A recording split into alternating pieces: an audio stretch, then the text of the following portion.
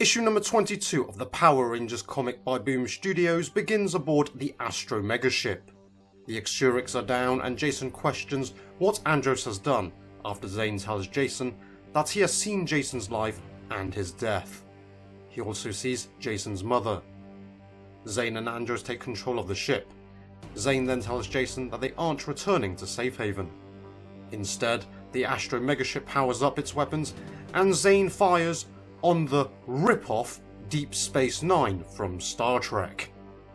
After that's destroyed, the Astro Megaship flies off through space, with Zhane telling Andros it's time to go home.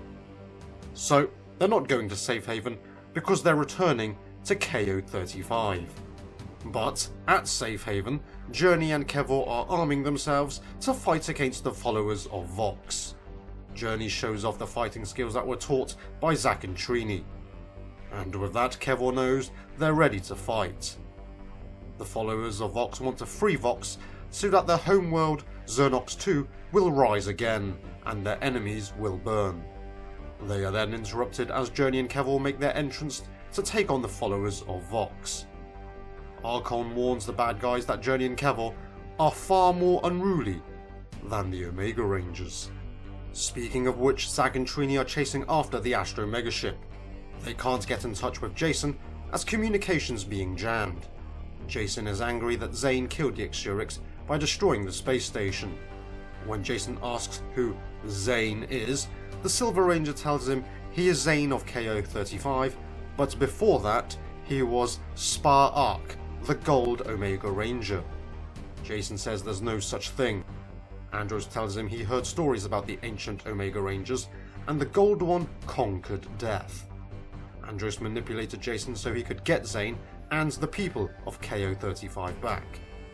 Zhane's plan is to resurrect the people of KO-35, wipe out the Exurics, and to destroy Dark Spectre. After that, they'll travel the galaxy and resurrect all those that have been wronged.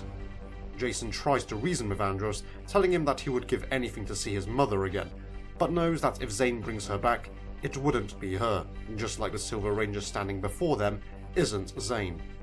Suddenly, Jason is stabbed in the back. Literally. And so, Jason dies. That was completely unexpected, but Zhane says it's only temporary and that he requires a more powerful host, so Zhane removes his Omega Morpher and places it over Jason's hand.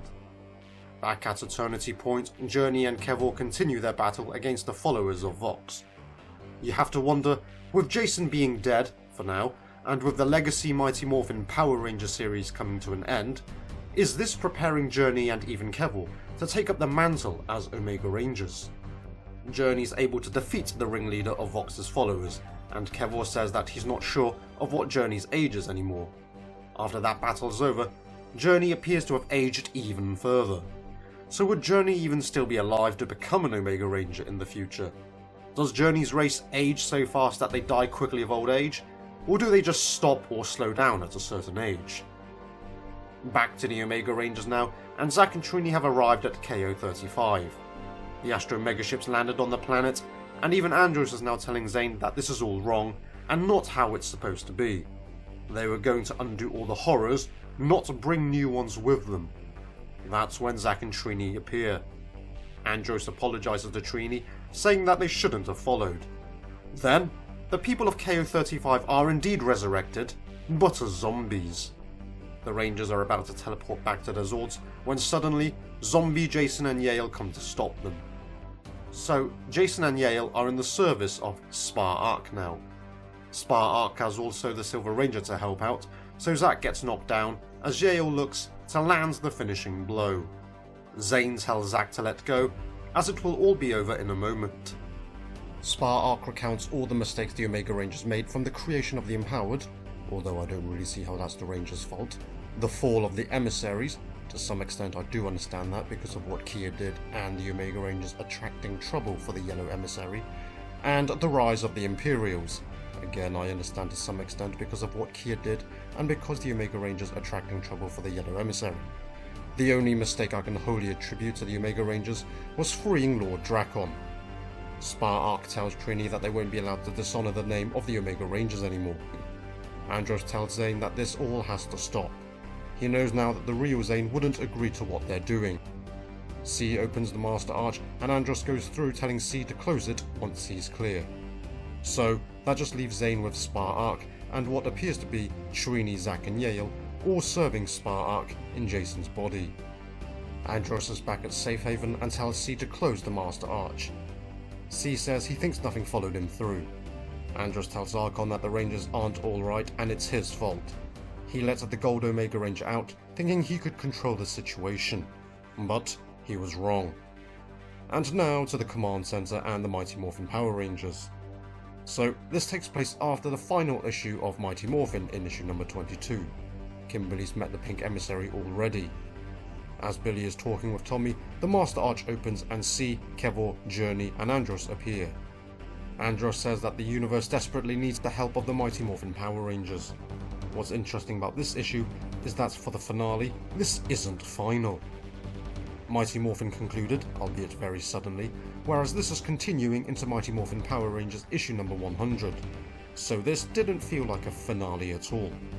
On that basis, it's very weak, and Mighty Morphin did a better job. As a continuing story, this was much stronger than Mighty Morphin's finale. Simply put, I enjoyed reading the issue and was surprised to see Jason killed and becoming the new host of the Spar-Arc, the former Gold Omega Ranger.